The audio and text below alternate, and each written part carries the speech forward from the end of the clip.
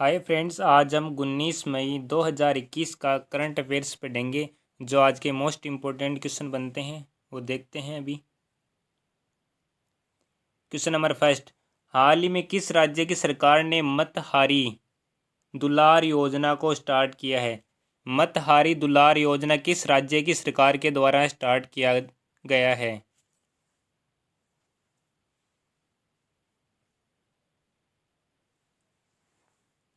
Option A Chhattisgarh. मतहारी दुलार योजना छत्तीसगढ़ सरकार द्वारा स्टार्ट की गई एक योजना है। छत्तीसगढ़ सरकार ने उन छात्रों को शिक्षा में सहायता देने का फैसला किया है जिन्होंने अपने माता पिता को कोरोना संक्रमण में के कारण खो दिया है। छत्तीसगढ़ सरकार ने छत्तीसगढ़ मतहारी दुल्हार योजना के नाम से शिक्षा छात्रवृत्ति शुरू करने का फैसला किया है। इस योजना के तहत कक्षा 9 से 12 तक के छात्रों को छत्तीसगढ़ सरकार द्वारा 1,000 रुपये प्रति माह है और 1 से 8 तक 500 रुपये प्रति माह का भुगतान किया जाएगा। इस मतहारी दुलार योजना में छात्रवृत्ति शुरू करने का फैसला लिया है छत्तीसगढ़ राज्य सरकार ने। कोरोना संक्रमण में जिन्होंने अपने माता पिता को खो दिया उनको शिक्षा में सहायता देने का फैसला किया है। यहाँ छत्तीसगढ़ के बारे में देखते हैं। छत्तीसगढ़ के सीएम भूपेश बघेल और राज्यपाल हैं अनुसुईया उइके और छत्तीसगढ़ की राजधानी है रायपुर। छत्तीसगढ़ में राज्यसभा की 5 सीटें हैं और लोकसभा की 11 सीटें। छत्तीसगढ़ में इंद्रावती, कांगेर घाटी, गुरु घासीदास राष्ट्रीय उद्यान हैं। अब देखते हैं नेक्स्ट क्वेश्चन। क्वेश्चन नंबर 2, हाल ही में केपी शर्मा ओली को किस देश के फिर से प्रधानमंत्री बने हैं?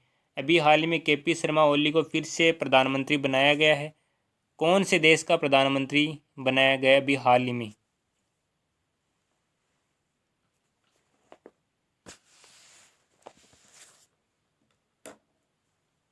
Option C Nepal. केपी शर्मा ओली को नेपाल देश का प्रधानमंत्री बनाया गया है। अब की बार दूसरी बार इनको पीएम बनाया गया है और यहाँ की नेपाल की राजधानी है काठमांडू और राष्ट्रपति हैं विद्या देवी भंडारी, जिन्होंने अभी हाल ही में केपी शर्मा ओली को दूसरी बार प्रधानमंत्री बनाया है।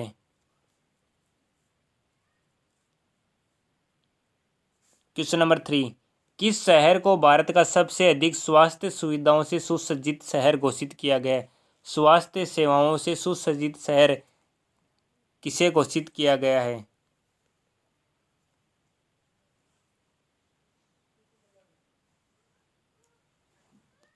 Option C Pune.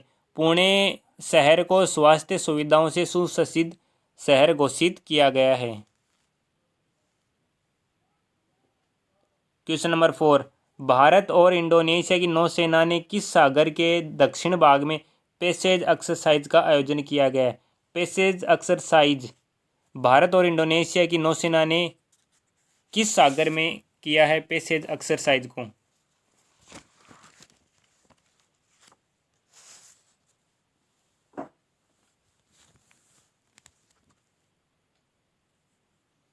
Option A अरब सागर। भारत और इंडोनेशिया की नौसेना ने अरब सागर के दक्षिणी भाग में पैसेज एक्सरसाइज का आयोजन किया है। यहाँ इंडोनेशिया के बारे में देखते हैं। इंडोनेशिया की राजधानी है जकार्ता और राष्ट्रपति हैं जेको विडोडो। अभी हाल में भारतीय और इंडोनेशिया नौसेना ने दक्षिण अरब सागर में पैसेज एक्सरसाइज किया। पैसेक्स में नौसेनाएं युद्ध व मानव रहित कार्य के दौरान संवाद एवं सहयोग का अभ्यास करती हैं। भारतीय नौसेना की ओर से इस युद्धाभ्यास में आईएनएस शारदा, अपतटीय गश्तीपोत और उस पर मौजूदा चेतक हेलीकॉप्टर ने हिस्सा लिया, जबकि इंडोनेशिया नौसेना का प्रतिनिधित्व KRI सुल्तान हसानुद्दीन और 90M कॉर्वेट पोत ने लिया। युद्धाभ्यास का उद्देश्य पारस्परिक सहयोग में सुधार करना और दोनों मित्रवत नौसेनाओं के बीच समझ को बढ़ाना था। आखिरी बार भारतीय और इंडोनेशिया नौसेना के बीच पैसेक्स 13 मार्च को संपन्न हुआ था। अभी हाल ही में अरब सागर में भारत और इंडोनेशिया की नौसेना ने पैसेक्स एक्सरसाइज का आयोजन किया है। क्वेश्चन नंबर 5, कौन सी भारतीय क्रिकेटर कोरोना वैक्सीन लगवाने वाली पहली महिला खिलाड़ी बन गई है? अभी हाल ही में महिला खिलाड़ी ने एक कोरोना वैक्सीन लगवाई है, उस क्रिकेटर का क्या नाम है?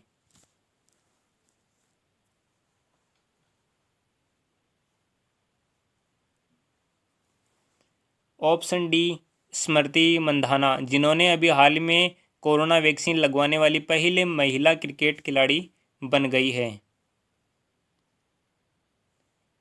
क्वेश्चन नंबर 6, विश्व में टॉप 10 देशों में रियल टाइम पेमेंट लेन देन के मामले में भारत कौन से स्थान पर रहा है?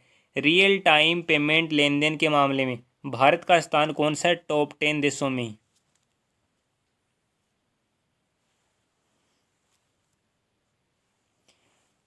विश्व में टॉप 10 देशों में रियल टाइम पेमेंट लेन देन में भारत का पहला स्थान है, जबकि दूसरा स्थान चीन का है, और इस लिस्ट में जापान 7वें और अमेरिका 9वें स्थान पर रहा है।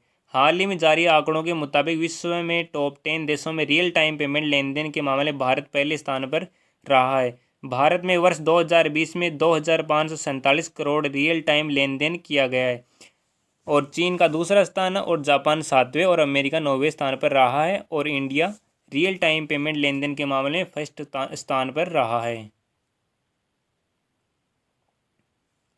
क्वेश्चन नंबर 7, DCGI ने 2 से 18 वर्ष के बच्चों के लिए किस कोरोना वैक्सीन के ट्रायल को दूसरे और तीसरे चरण के लिए मंजूरी दी है? अभी हाल ही में कोरोना वैक्सीन के ट्रायल को दूसरे और तीसरे चरण को मंजूरी दी है DCGI ने। उस कोरोना वैक्सीन का क्या नाम है जो 2 से 18 वर्ष के बच्चों के लिए कारगर है?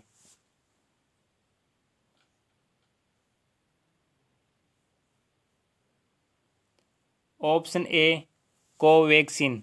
DCGI ने 2 से 18 वर्ष के बच्चों के लिए कोवैक्सीन के दूसरे और तीसरे ट्रायल को मंजूरी दी है।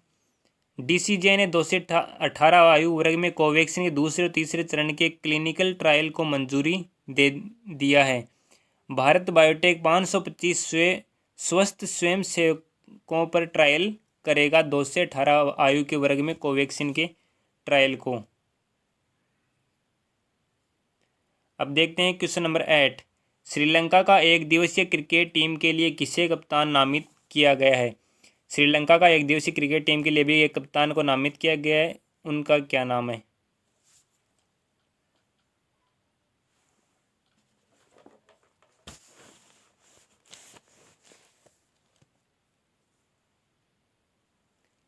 ऑप्शन सी कुशल परेरा, जिनको अभी हाल ही में एक दिवसीय क्रिकेट टीम के लिए कप्तान नामित किया गया है।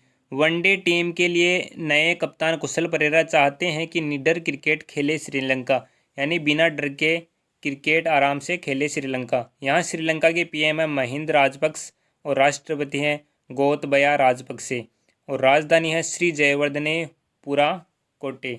और अभी हाल ही में कुशल परेरा को वनडे टीम के नए कप्तान नामित किया गया है। क्वेश्चन नंबर 9, भारतीय मूल के किस विशेषज्ञ ने विश्व खाद्य पुरस्कार 2021 जीता है? विश्व खाद्य पुरस्कार 2021 भारतीय मूल किस विशेषज्ञ ने जीता है?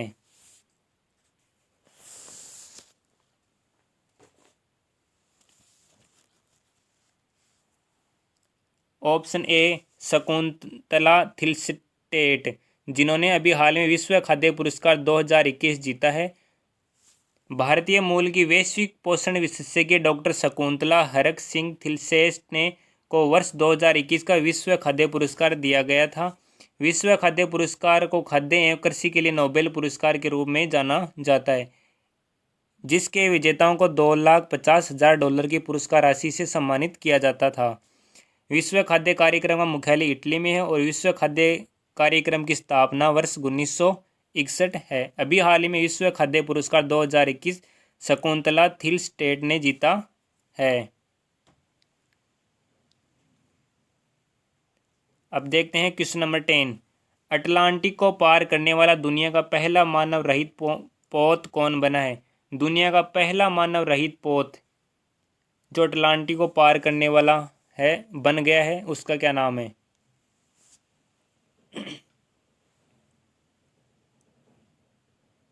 ऑप्शन सी मे फ्लोवर 400।